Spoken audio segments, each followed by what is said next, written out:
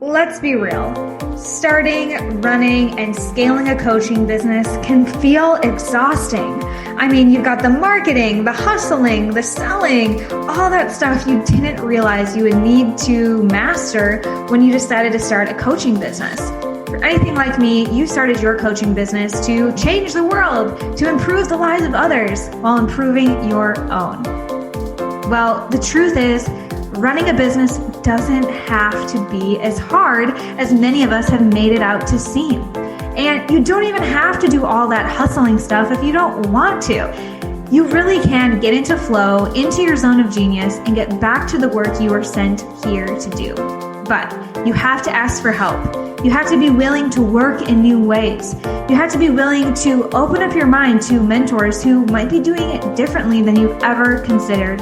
And you have to be willing to actually implement new ways of thinking and running your business. If you're up for that, stay tuned. I'm Hanna Hermanson, your certified coach, international speaker, author, and yes, the founder of Dream Life is Real Life and the host of this show. And I've been able to help hundreds of coaches build, scale, and enjoy their online businesses. Essentially, make their dream life their real life. And if you'd like help improving your business life and get your coaching business to the next level, we might be able to help you. Head on over to dreamlifeisreallife.com/show to get all the resources and episodes that we talk about in this community. You can join our Facebook community, you can find me on Instagram, but more importantly, if you're really ready to integrate what you learn here today and on other episodes, then you'll be able to set up a complimentary 10-minute chat with my team. Again, at dreamlifeisreallife.com/show, no strings attached. We love getting to know you and seeing what are the right next moves for you. But now let's get on to the show.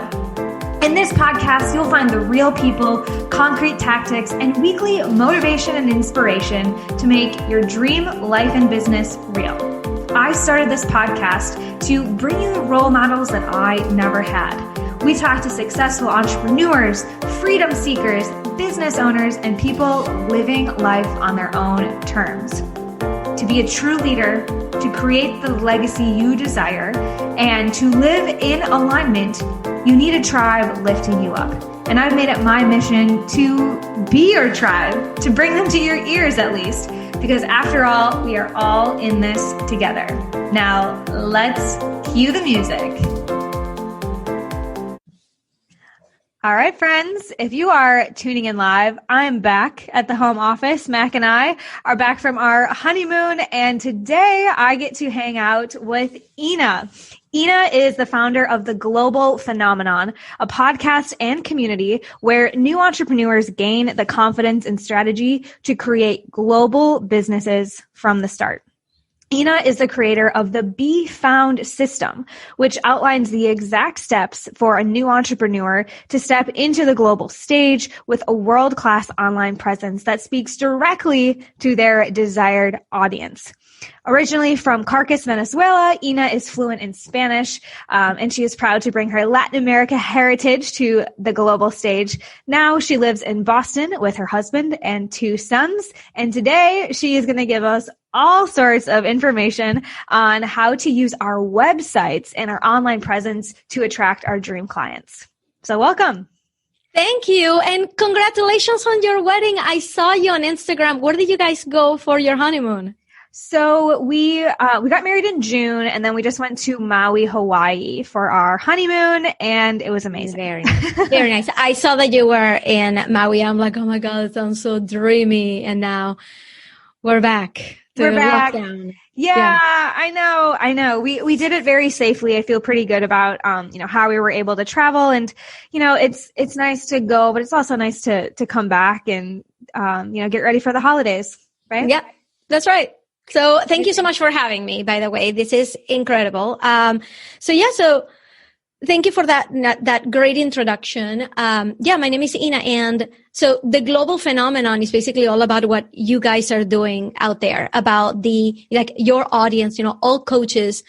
The global phenomenon is really that coaching industry. Originally, when I came up with the global phenomenon, I'm like, well, I want to be a global phenomenon. I want to be in the bigger stages. I want to put myself out there. So I want to encourage everybody to really think that big.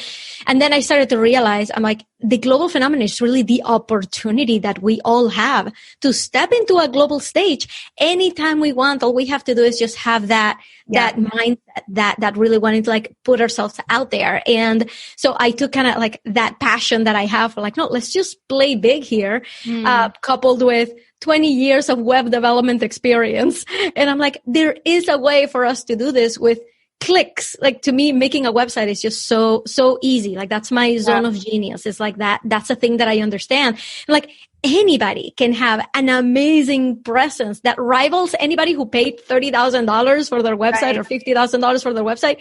Or is like a famous celebrity, you know? Right. I was just talking to a friend of mine because growing up, my dream job in high school for like a minute was to be a news anchor because I loved how they told stories and, you know, we watched them all the time and they were like local celebrities, but not like celebrities that were on like crazy lifestyles. But like I wanted to make this impact. I wanted to be a leader. I wanted to tell stories. So when I was a sophomore in high school, I went to job shadow a news anchor. And in 10 hours, I realized this was not at all my dream job because they got up at 3 a.m. We literally walked through a dog park in the rain to tell this story. It was just so not glamorous. Okay. So I thought that dream was done.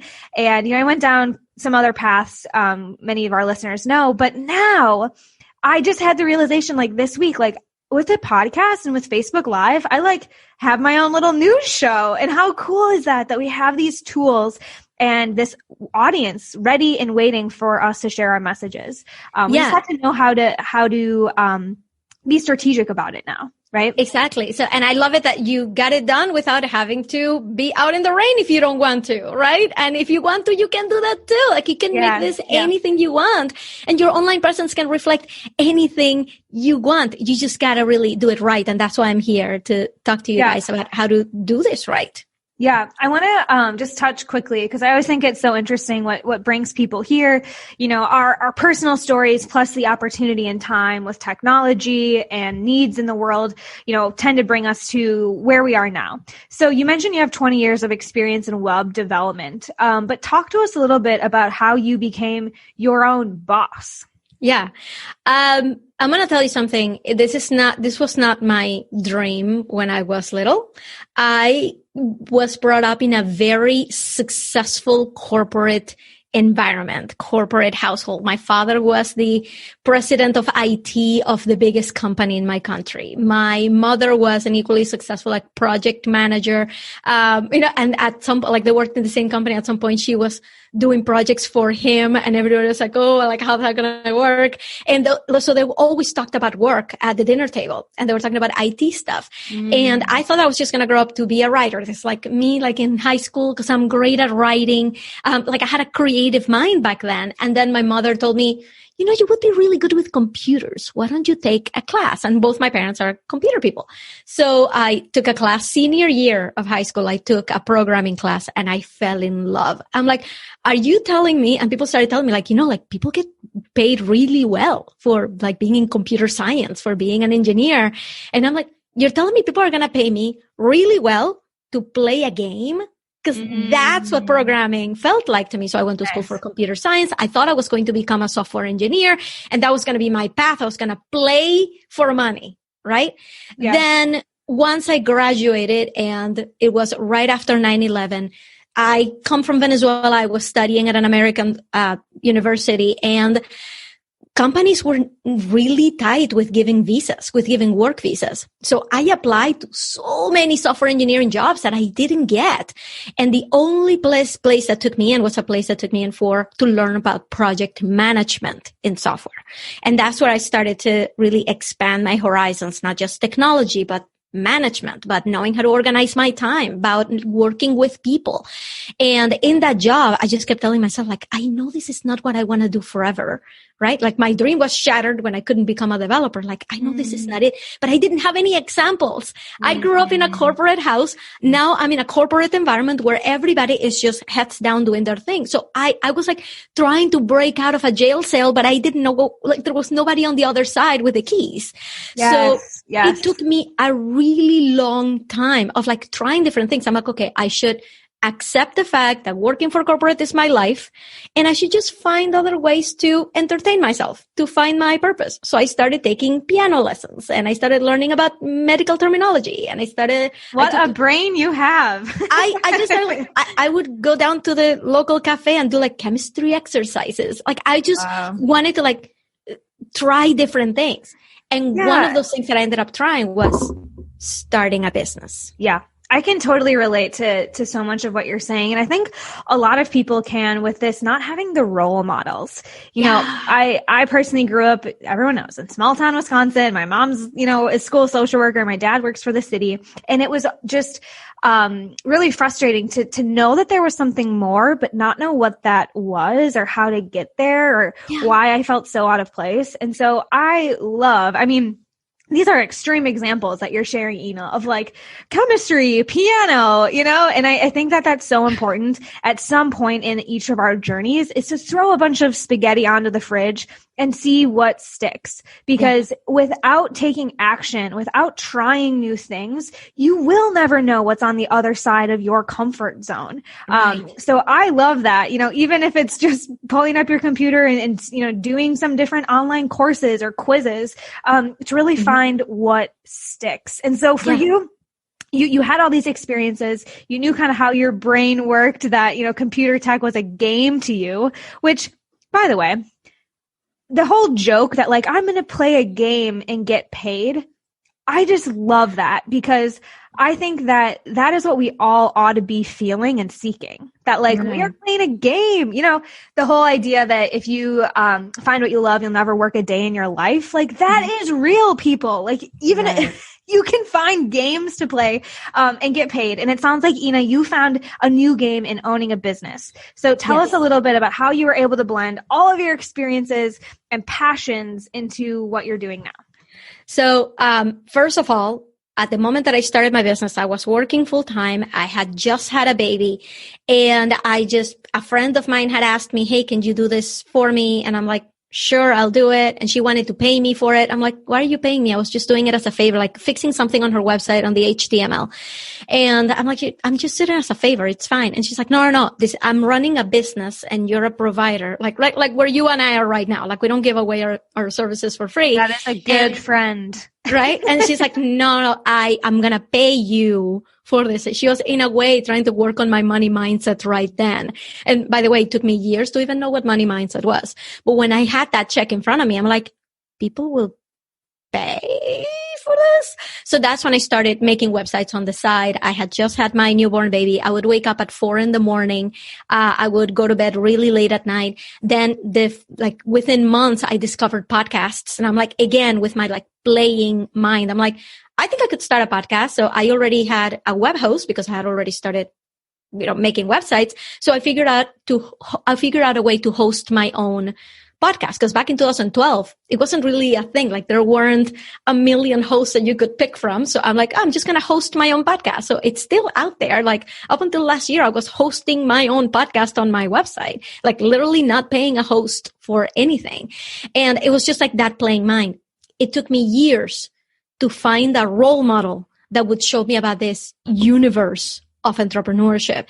And that's when things started to open up. That's when I was like, oh, I can do anything I want and get paid for it, and also incorporate a podcast and also make a website. And also, be a news anchor. Be a news anchor. And I kept, every time that I came up with a business idea, and I'm telling you, like I would come up with one like right now at noon, and by 3 a.m., I had a website up and running. Like that was my first go-to. I'm like, okay, I want to start a business. I'm going to start a website. I'm going to start a website. I feel like we all have that thing. It might not be creating websites. That was the thing that I went to for me, but everybody has that thing. Either they start blogging right away, or they start planning, right? Like, oh, I just need to plan content. Oh, I just need to get a certification. Oh, I just need to take this course. Oh, I just need to.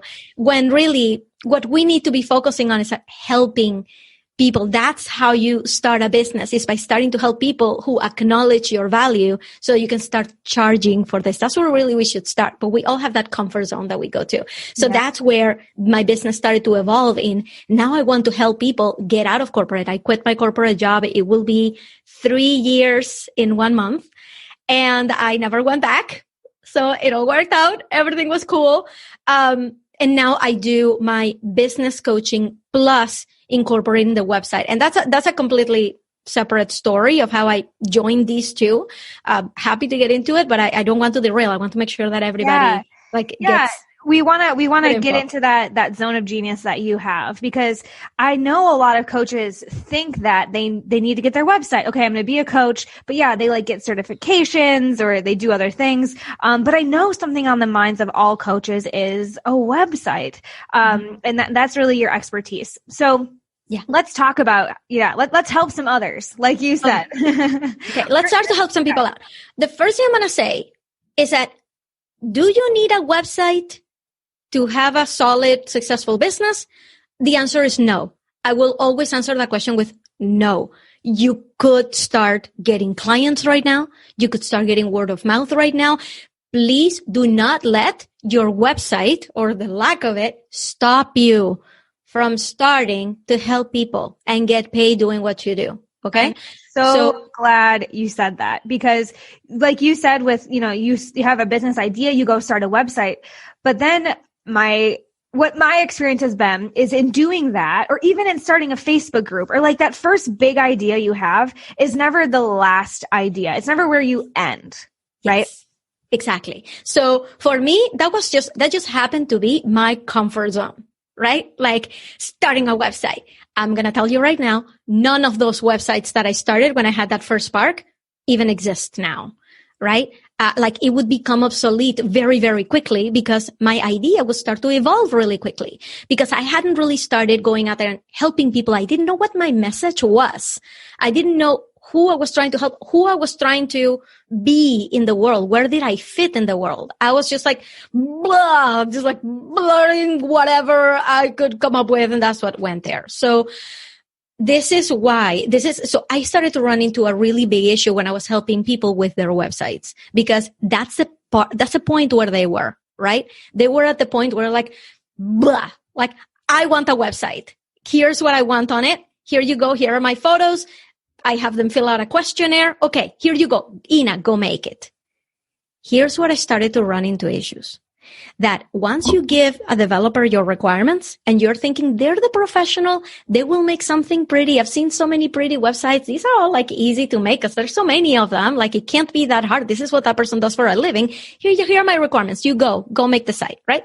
Making a website does take time, especially if that developer is working with other clients. If you're not their only client, they're going to take a little while. And I'm talking like a couple months. I'm talking like 3 months. That used to be like the average for me to make a site, including the back and forth. Here's where the problem came. You, as the entrepreneur, didn't freeze your business when you gave the requirements away. You kept coming up with new ideas. You kept changing your positioning. You kept changing your message. You kept finding new clients and realizing maybe I'm supposed to be helping them instead of these people. And the more changes happen, the more you're going back to the developer and saying, wait, have you started working on that page? Because I have a change for that. Hey, did you already do that? Let me change you that. Let me send you. So the more things you're giving the developer, the more the developer is like, wait a second.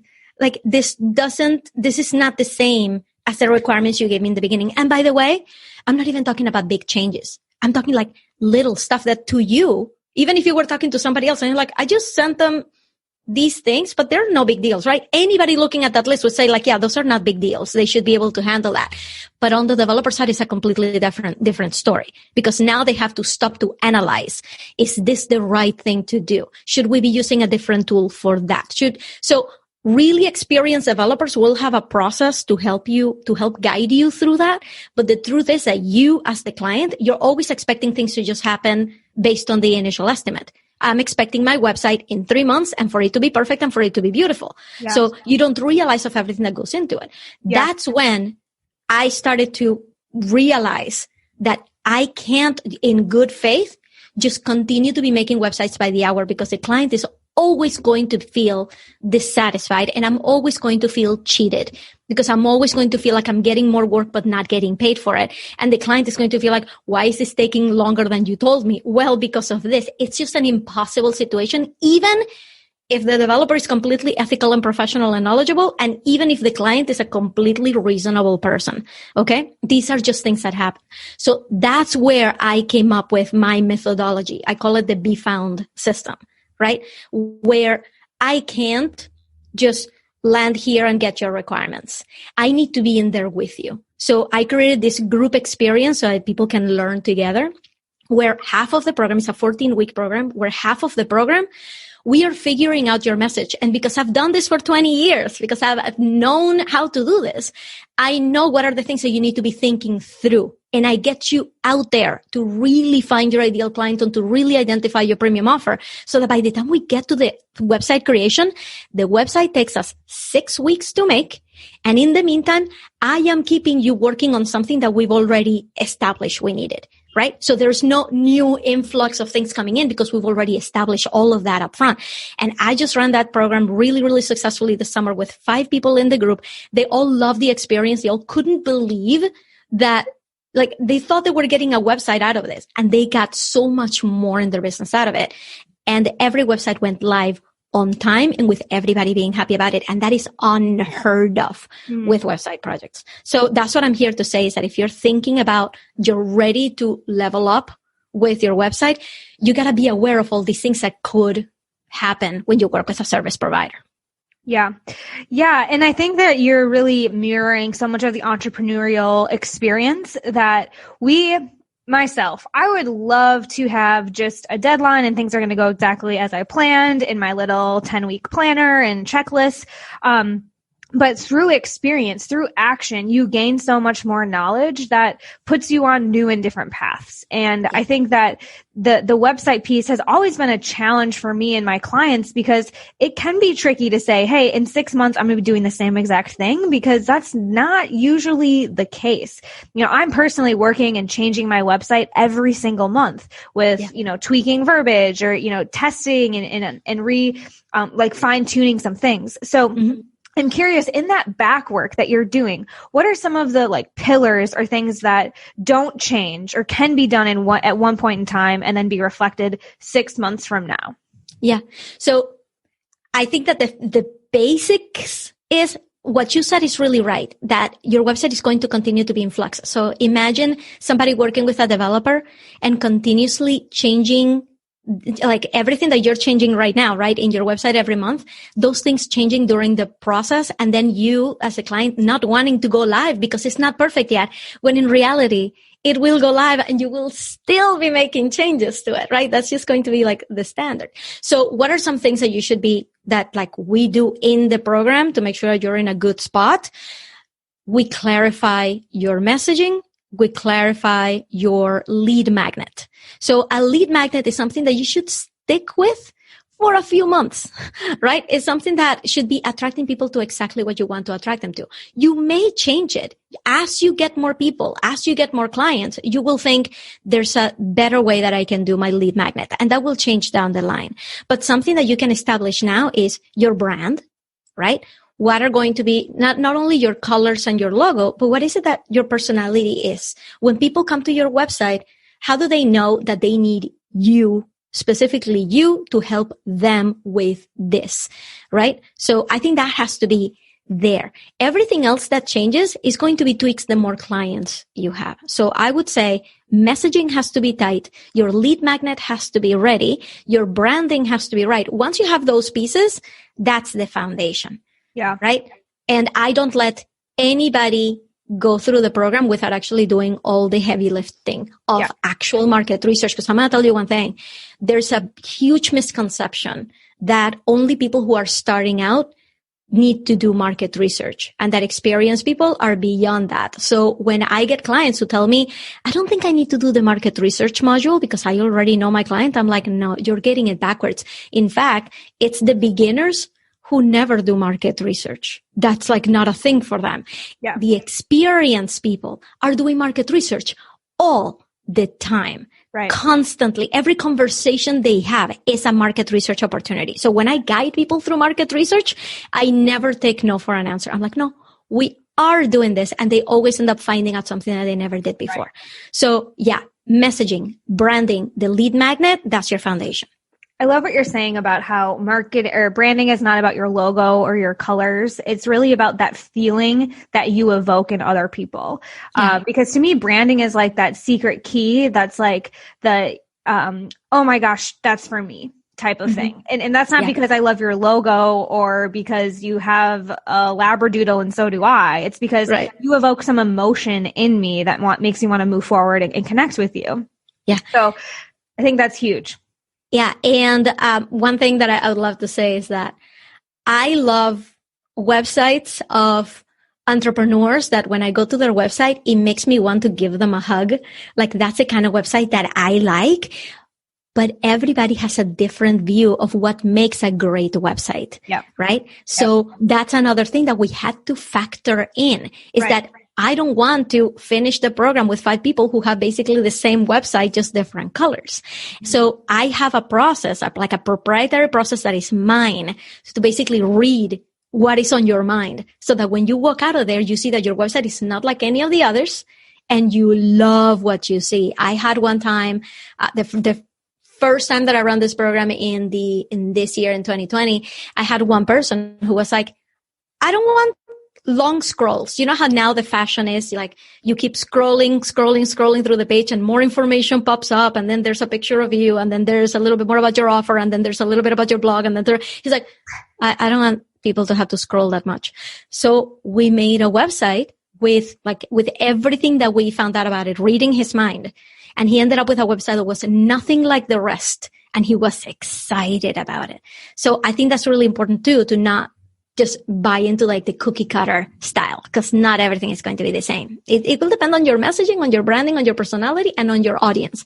Yeah. What are they ready to do? What are they used to seeing on the site? Yeah. And I love how even in tech, right? So in creating like graphics and an experience on a website, which not all coaches are familiar with, right? They're typically not that sided, tech not in their brain. But what I love what you're saying right now is that there is a niche, there is an opportunity, there's a website, there's a perfect client for everyone, right? Yeah. And this abundance in clientele, I think is so important to speak on, especially right now in 2020 when we're seeing such a massive influx of online programs and coaching that people can feel like, oh, I'll just be another website out in the world. I'll just be another life coach. I'll just be this other thing. But when you can fine tune your brand, the emotions you evoke, the voice that you use, the experience you give other people, there is one in these millions of users that are perfect for you, if not 1,000. So talk to me a little bit about that. How do you help people really stand out? Because there are more coaches and more websites every day. This is what I tell my people is that I even did like a whole masterclass last year called How to Stand Out in a Saturated Market. And I got so many signups. And in the beginning of the masterclass, I'm like, okay, who believes the market is saturated with coaches? Everybody raised their hand. And by the time that I explained this one thing that I'm going to explain right now, I'm like, who believes now that the market is saturated? Everyone's like, yeah, I don't believe that anymore.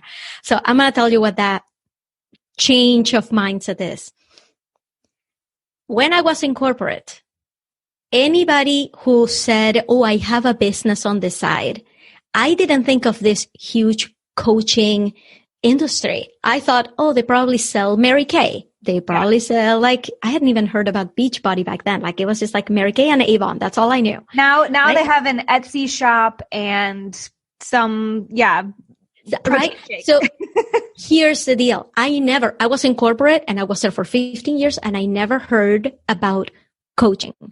All right. So right there, I am telling you right now that there's an entire population out there who has no idea what coaching is. And I'm also going to challenge every single person, because if people can relate to this, like, you'll see how this is not saturated at all. How many of you have family members and friends who don't understand what you do? I was exactly just going to say that. I'm like, right? My family still thinks that I like coach a sport. Right. Like, my family still has no clue. My mother has learned what I do by heart, so that if anybody asks us, she's like, she coaches people online. Yeah. Did I get that right? Yeah. Is that like, so right there, you can see in your real universe that there is so much opportunity for coaches out there, because right now you feel like it's saturated, because that's what you see in your feed, because you are inside this bubble. There are so many people out there in your physical reality who have no idea that this is a thing, and no idea that you can actually help them with something. So is the market saturated? Absolutely not. The definition of market saturation is that there's literally no more clients for that thing, and people just have to get over it by innovating on an existing product, or finding, or like doing something completely different. And that is not the case with coaching. So how do you stand out? The truth is that people don't have a spreadsheet of every coach, and they're not comparing everybody's offer and everybody's brand. You simply put yourself out there, and you will start attracting people like bees to honey. It's not a competition. If somebody relates to what I'm saying, they will just be drawn to me. That's just what happens. And I'm not peeling them off somebody else's audience. It's okay to follow multiple people. How many of us right now they're listening to me follow different people and listen to different podcasts and sign up for different courses? This is not what you call a zero-sum game. Right. So the market is not saturated. You don't have to stand out over everybody. All you have to do is be yourself, and the right people are going to be attracted to you. So that's really the only trick, is to stop mimicking, stop trying to see what works for everybody else. Do your homework, take courses. I'm constantly in a process of evolution, right? It's not like once I quit my job and I became a coach, now I know everything and I don't need to learn anything else. I am constantly signing up for courses and learning from the best and seeing how I can level up. So you can always be doing that, but there's no shortage of clients for anybody right now. Yeah, I love that. And it makes so much sense when you talk about this. Like, think of your real life, because what you see on social media is not real life. That is the algorithm showing you what they think you want to see. You know, if you've seen the social media documentary, you know that there are actual algorithms working to show you more of you. So of course, when you log onto your Instagram or your Facebook and you see everyone starting a coaching program, you might think that. But when you take a step back and you look at your neighborhood, when you look at the people in your real life, coaching is absolutely a recession-proof and massive opportunity of an industry, because I have multiple coaches. Ina has multiple coaches. Yes. So this idea that you have to stand out or be different, I think is a little bit twisted. I believe that intimacy beats authority. And what you're saying, Ina, if you can be yourself, if you can make real connections and show up true to you, there will be people that come to you. So I like that a lot. And and it's one of those things that when I feel like I'm getting too close to offering something that is too much like somebody else's, right? All I have to do is just get a reality check and realize my people have probably never heard of this other person. They're not aware of it. They're not comparing us all in a line and say like, wait a minute, that person used babe in their group name, and that person also used babe in their group name. I wonder if somebody copied somebody else. It doesn't work that way. You do whatever is true to you. Yeah. Yeah, that's so huge. So I want to shift gears a little bit, and I have just a few last questions for you, a little rapid fire, if you will, because you've already given us so many nuggets and things that we can be thinking about in our business. But when we think more broadly about just living our dream lives, what is one thing you could tell listeners to do today that would help them get closer to their dream life?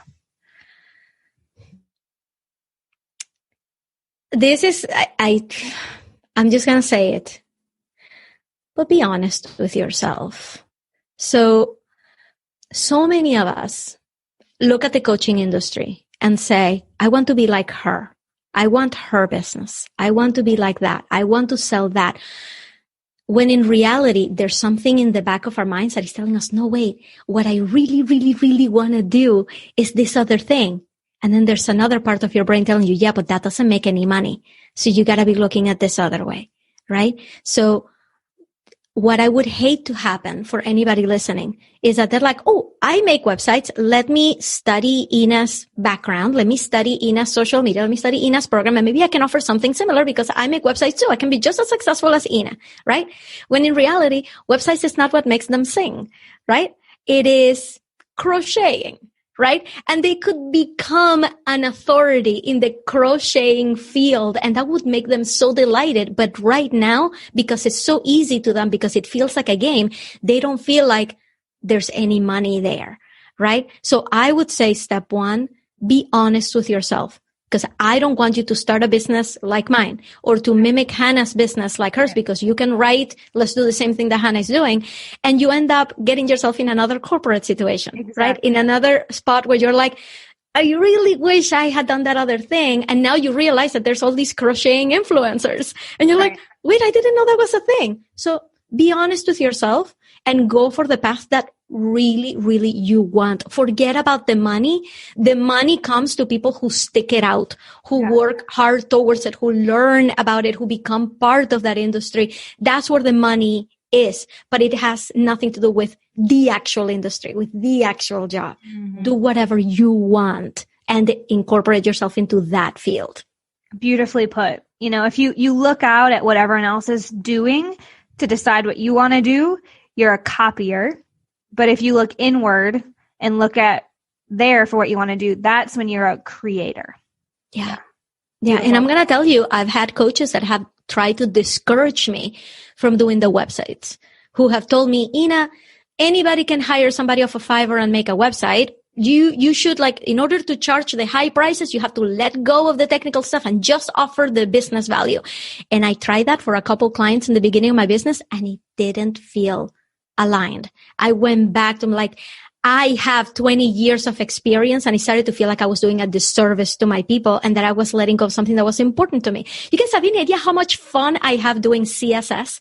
If anybody knows what CSS is, like, I love it. If nobody knows what CSS is, well, that's my world. Yeah. That's what I love, right? So listen to yourself first. Amazing.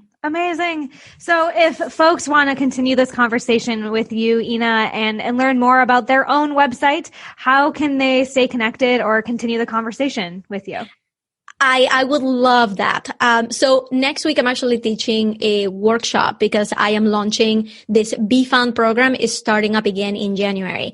And so I would love to invite everybody to come join me in this workshop. And the workshop is about figuring out your message and your ideal client and your offer, because I don't want any excuses. I don't want people to think like, well, I'm not ready for a website because I haven't figured this part out yet. Well, then let's figure this part out then. So I'm doing a workshop next week on Wednesday night, and you can go sign up for it at theglobalphenomenon.com/6 figures. I call it the 6-figure online business workshop. So come, let's get that figured out, because I want you to be ready to really step it up in 2021. theglobalphenomenon.com/6 figures. What an amazing opportunity, Ina. Thank you so much for sharing so much of your energy and insights today. Definitely be sure to check her out at theglobalphenomenon.com/6 figures. And friends, I will be back next week with another inspiring guest that will help you make your dream life your real life. And thank you so much, Hanna. It was a pleasure being here. Amazing. That's right, friends. That'll do it for our show today. But remember, if you're really ready to implement and take these ideas into action, then hop on over to dreamlifeisreallife.com/show, and you can access all of the resources we talked about, and more importantly, set up a complimentary 10-minute phone call with my team so that we can help you get clarity and some concrete action steps in place, so this doesn't just become another one of those feel-good moments, but an opportunity to actually make a change in your life and business, because all good things come in action. So we'll see you over there at dreamlifeisraelite.com/show and next week here on the show.